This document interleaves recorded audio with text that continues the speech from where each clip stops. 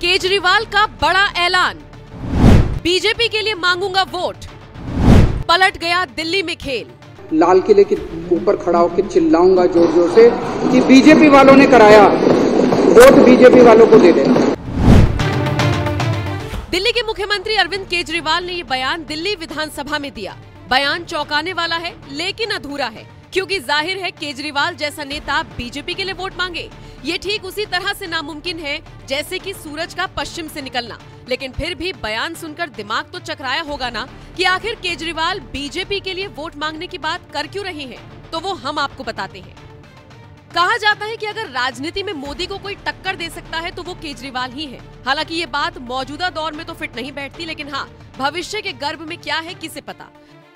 आप ये बात गौर कीजिएगा, मोदी सरकार के हर दांव पर जहां बाकी राजनीतिक दल ऑलमोस्ट फंसते हुए नजर आते हैं, तो वहीं केजरीवाल उसका तोड़ निकालते हुए दिखते हैं।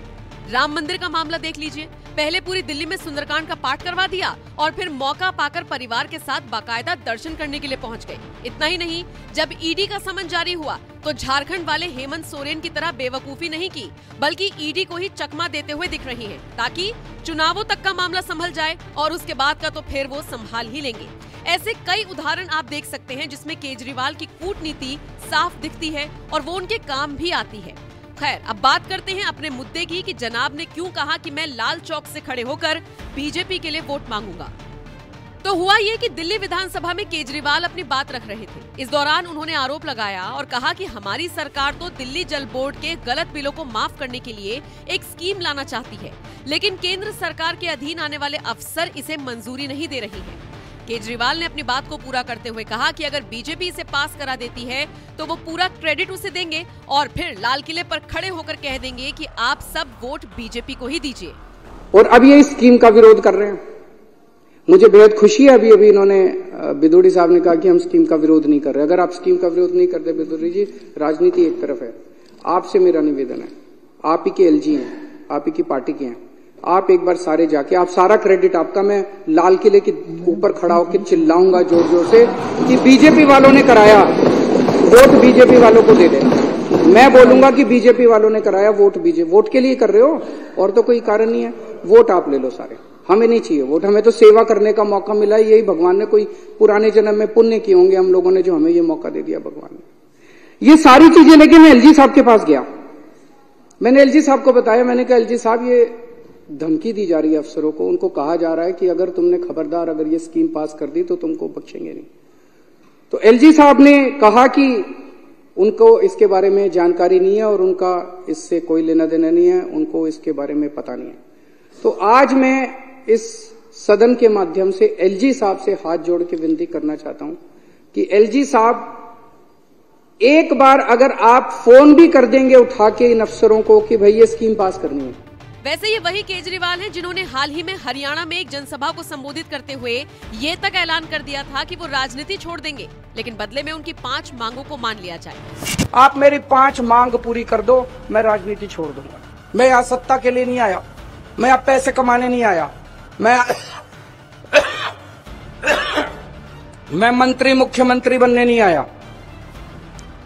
140 करोड़ लोगों की तरफ से आज मैं मांग करता हूं। पहली मांग,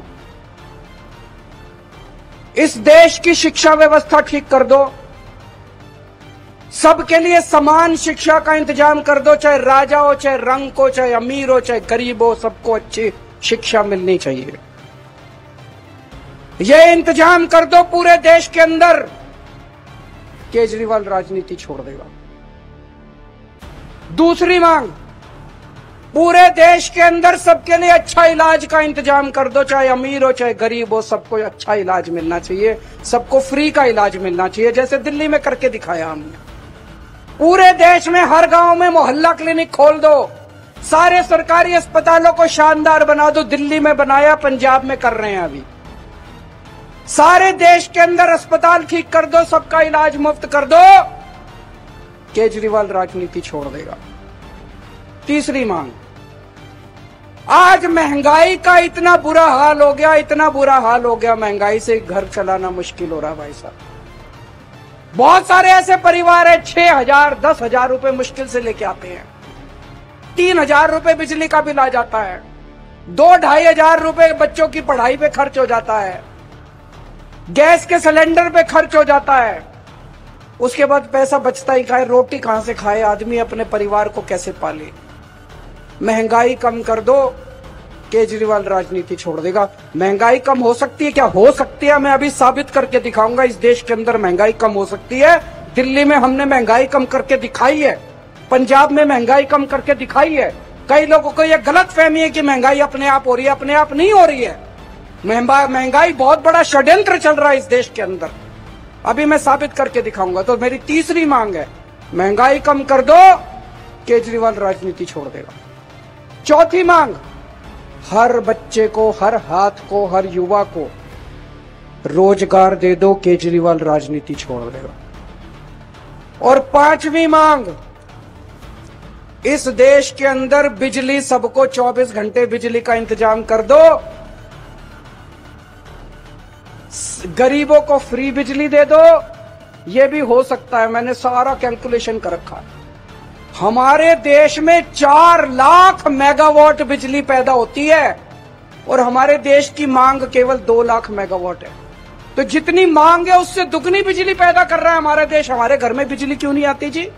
7-7, 8-8 घंटे के पावर कट क्यों है जी? तो मेरी पांचवी मांग है, आप बिजली का इंतजाम 24 घंटे कर दो, बिजली मुफ्त कर दो, केजरीवाल राजनीति होना चाहिए। पांचों मांग की नहीं होनी चाहिए। केजरीवाल के ये बयान बताने के लिए काफी है कि मीडिया की हाईलाइट और हेडलाइंस में बने रहने का हुनर अब उन्हें आ गया है। खैर, अब आप केजरीवाल से जुड़ी इस खबर पर क्या राय रखते हैं, कमेंट करके जरूर बताएं। शाम तक स्कीम पास हो जाएगी, इतना ही है बस। 3 घंटे में स्कीम पास हो जाएगी, 3 घंटे का है।